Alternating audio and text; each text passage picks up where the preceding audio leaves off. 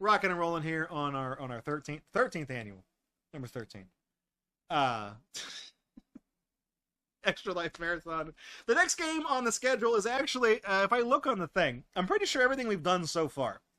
Oh no, Forgotten Ones, Monos have been featured before, and then Maniac Mansion was a challenge one year, so that one, if you wanna arguably count that. So this is one of the games we've seen before, and it's actually been on cooldown for a while because when it came out and we played it, this game got a Friday feature at one point. We played through the whole thing, and then it was featured like that same year. It was on Extra Life that year, and then the next year, and then we took a break from it, and then it was like two more. So it's been on cooldown for a while. But the game is, of course, Crimson Room Decade. Toshimitsu Takagi. What do you know about Takagism? You know what I'm saying? Crimson Room. I will never not sing the praises of Crimson Room. If you've never played the original Crimson Room, I'm pretty sure they're on Flashpoint. You can play them through the archive there. It also, weirdly, got a console release on the DS and the PSP. I'm pretty, like, it did get ported to consoles. It was that big of a game. It was a Flash game made in 3D, and it's one of those escape the room games where you wake up, you're in the room, you got to click around and you get the pieces and unlock the door, and you know what I mean? And it's a whole thing. But Crimson Room was not the first escape the room game, but it was so damn good, it's the one that defined the genre, the Crimson Room. It became the first in a 4-game quadrilogy. You had Crimson, Viridian, Blue, White, and then you had Pink and Tangerine. Those never got made. And just, the creator burned out. Because Crimson Room, Viridian Room, and Blue Chamber. No, Crimson and Viridian Room came out the same year. And then Blue Chamber and White Chamber came out the following year in 2004, and then that was it. And then that was it for Crimson Room. And in 2016, out of fucking nowhere, the king returned. When the world needed him most, Toshimitsu Takagi came back and released Crimson Room Decade. 13 years after the first game. I'll give him credit, you know? And the whole thing about the Crimson Room Decade is that it's you don't really know where it is. You know, the whole setup in the first game is that you wake up and you're in the room, right? And then in this game, your character wakes up. They board a ship. It's a French ship. It's how you should know it's French. You know what they say. And they board the ship, and then he wakes up in a room he doesn't recognize. But you, the player, recognize it because it's the fucking room, and it's all run down and derelict. You'll see it. And it's crazy because like the room hasn't been touched for a decade. I think that's what it is. And it makes you like, I don't know. Toshimitsu Takagi in his games, he puts all that symbolism in his work because he's an artist. He's not a game developer. Crimson Room was an art piece, an interactive art piece.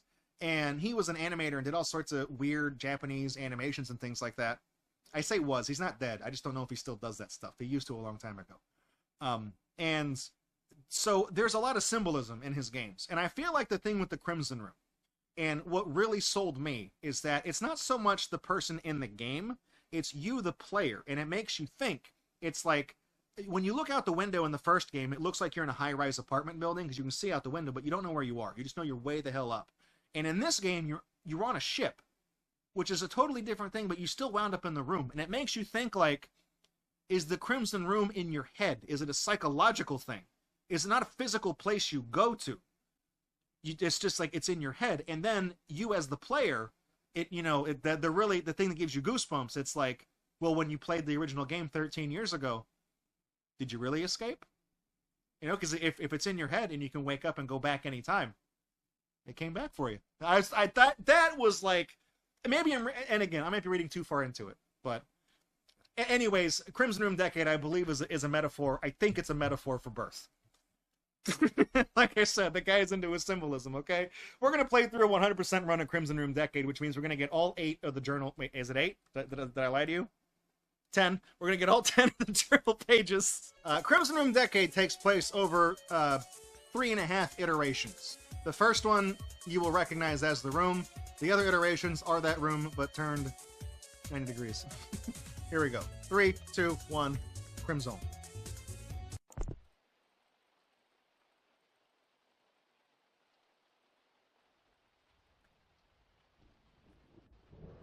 to investigate the Crimson Room after 10 years. I've been here before. Alright, so this right here, that's one of the journal pages. Gotta collect all those.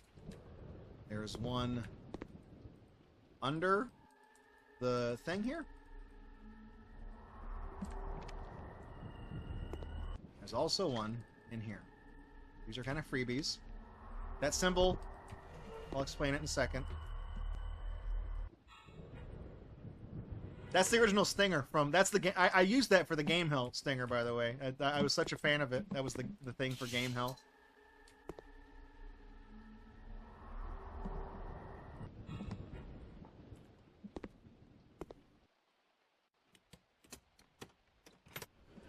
So I figured it was a, you know, a very iconic thing.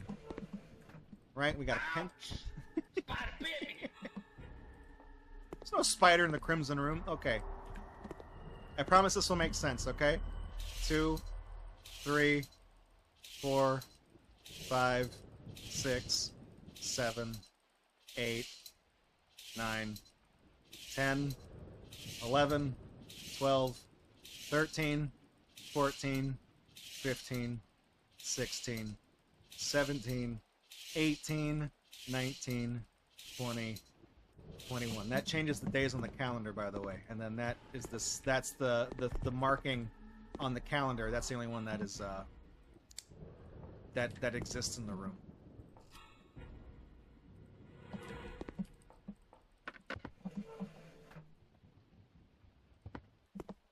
All right, so pulling that panel off the wall causes spawns that. Makes that appear. So need to use this this thing here. My flashlight, gotta take the... There we go. And if you crouch down here, you'll find a key. And then this, the safe is now this mechanism here. Turn the key, that's the first iteration. And you can see the room slowly starts to turn and crackle and crush and everything else.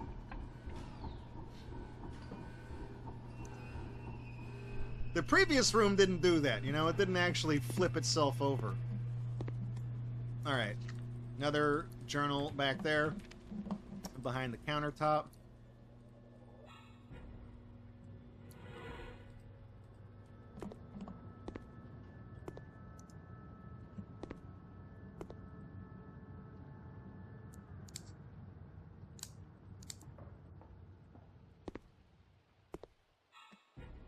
Right? You finally used the plate for something. The plate was only decorative in the first game.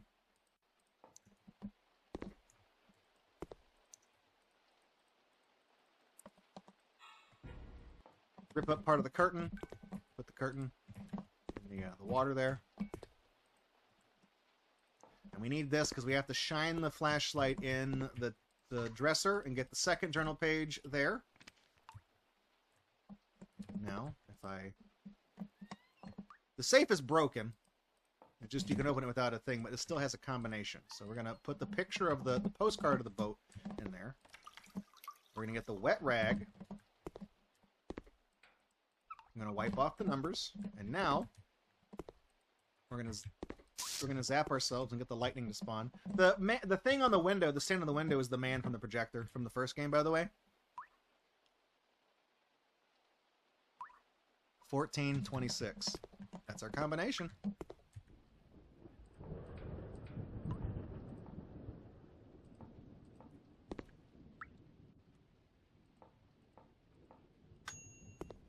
Cookies are done. Oh, it's a boat. I don't want that. I don't want the boat.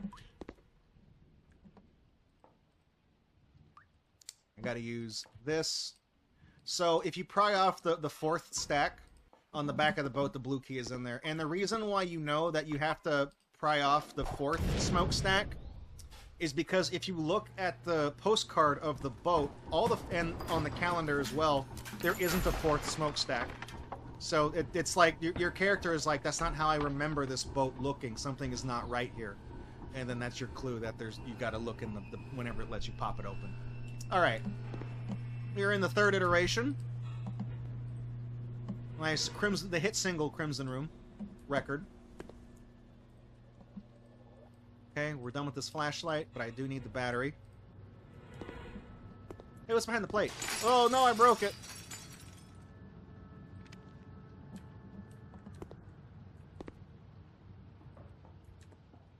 Need my thing here. We gotta clean this up. There we go. Beautiful.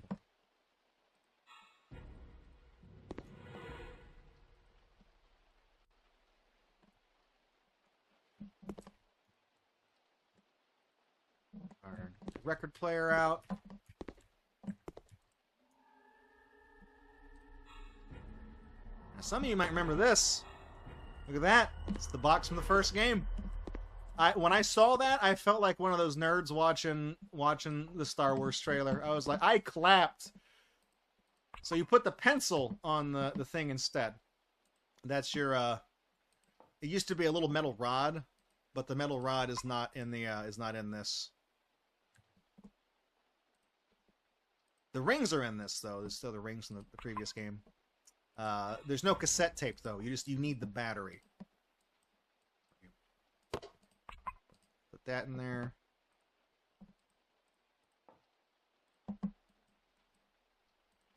What could possibly go wrong? I don't know, Bubsy. Just get on the boat. What could possibly go wrong? Get on the boat. Everything's fine.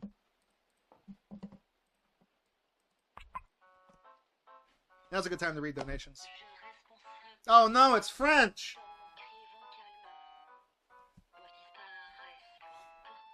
You're imagining the skeleton in the Viridian Room flopping around when the room flips. The skeleton is like... That's the thing, is that if you try to use the screwdriver on the door in this game, it doesn't work, but you get an achievement for trying. Because that was a solution from the original game. I can fix that door. I'll fix the hinge. Watch, look. It's cracked. Oh no, I think I broke it. Okay, well it's full of water, so we're going to put a boat there and drain the water.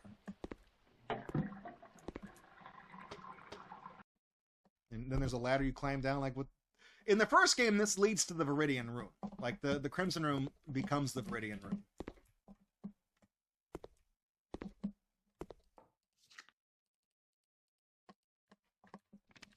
That's our 9th journal page. We got one more journal page. This little action figure that I'm going to pick up, it goes on the bow of the boat. You can find it in the very first iteration of the room. It's in one of the drawers, but there's no reason to get it because it doesn't do anything. This little guy. And you know he goes on the boat because if you look at the postcard, he's the mascot, and you can see him as the little crest on the boat. So that's your clue as to how you can go in there. We run back. That does give us this. Now there's one more journal page to get. It's in the 4th smokestack. Okay, that is 100% achieved. You need to use the corkscrew on this and pop the bottle, and that's time. And the wine spills out, and the boat will float and go through the thing.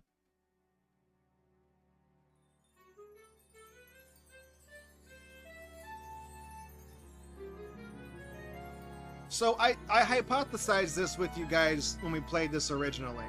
And the reason why I hypothesized, it's not like my fucking Polygon, look how deep I am, stupid, reading too much into games take. I genuinely do think the game was supposed to be like a metaphor for like birth, just because the Crimson Room could be like an analogy for like a womb. And when the baby develops, it turns and moves inside, and then to get out, you have to pop the bottle. It's like breaking the water, and the ship passes through the little canal right there. You know what I mean? Like, it seems really obvious if you know the type of work that the guy who made this game did. You know, it's like you gotta like put on your pretentious like thinking helmet to like see it that way. But I feel like that's what they were going for. I feel like that's the intent. If you've seen the Gatorbox channel trailer right now, this is the scene when the box, when it passes by, it says right now you're looking for a way out. Yeah, you gotta get that Kojima brain, okay? You gotta get that Hideo Kojima brain, okay? You gotta think big picture.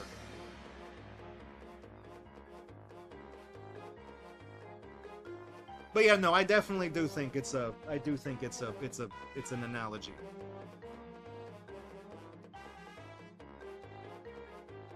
Because I know, like, Viridian Room itself deals with, like, death and being able to pass on and stuff like that, because that's the solution for that.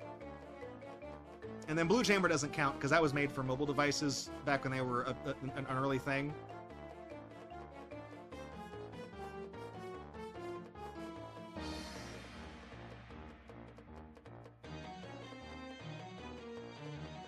I remember, I told you guys a story before. When we played this game, I sent Dejika Dream Holdings, I sent them a really nice email, and I told them how much I love this game, and I said, if you make a Viridian Room Decade, I will buy it, I will pre-order it, I will buy it day one.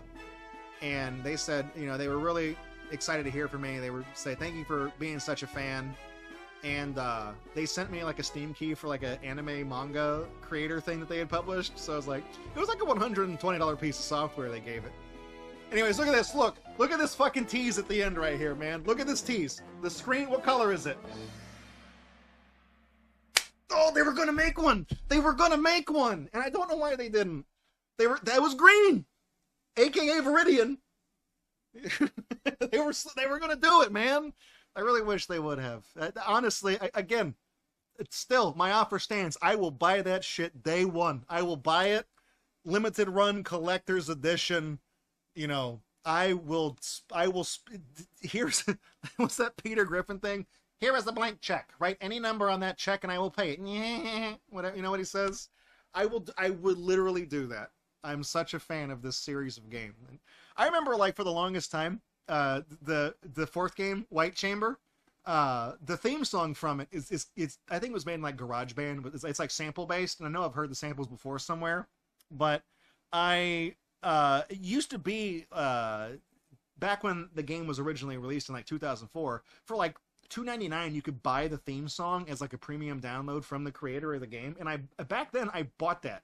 I converted $5 to yen and then bought a thing to get the download, and I had that MP3, and I remember uploading it to the Cola Incorporated channel, and it has a little cover that I made for it and everything, theme from White Chamber, you know, and I remember uploading that, and apparently there's another game out there called White Chamber. It's called The White Chamber, and we've also featured it on Gatorbox more recently. It's like a point-and-click survival horror game. It's like Event Horizon is what the story is based on. It's really good. It's like $3 on Steam. That's very highly recommended. And I remember, like, people were leaving me comments on the video upload, being like, "I've never heard this music in White Chamber. What's up with the motorcycle?" And me, the person who uploaded this video, and the people who were leaving comments were thinking of two different White Chambers. So I was like, "What are you talking about?" And they're like, "What are you talking about? There's no motorcycle in White Chamber." I'm like, "What? Yeah, there is. It's the central point of the game. Like, you have to use the motorcycle to escape. What are you playing?" And then I found out, oh, there's another game out there with the same name. So, but no, it's Crimson Room Decade is a fantastic game. It is incredible. The whole series is great. Even Blue Chamber, which is not a very good game. It's still, like I said, in terms of the original quadrilogy, I would say probably White Chamber, I think, is the strongest one. I think is the best one, the fourth one. And then probably Crimson Room, and then Viridian Room, and then Blue Chamber. And Blue Chamber is very distant fourth, because it's just not, like I said, it was made for like Japanese mobile phones in 2004, so it's like very rudimentary point and click. But yeah, it was a good game. I put Crimson Room above Viridian Room because the puzzles in Viridian Room are a little bit. It's sometimes having to click on stuff. It's not. Things are like time based. I don't know. It's weird because you can mess up puzzles in Viridian Room and not realize what you've done unless you know how the game works. But anyways, that's my spiel. Buy this game. Go get the other White Chamber game. And if there's a game called White Chamber, go play it. It's probably pretty good.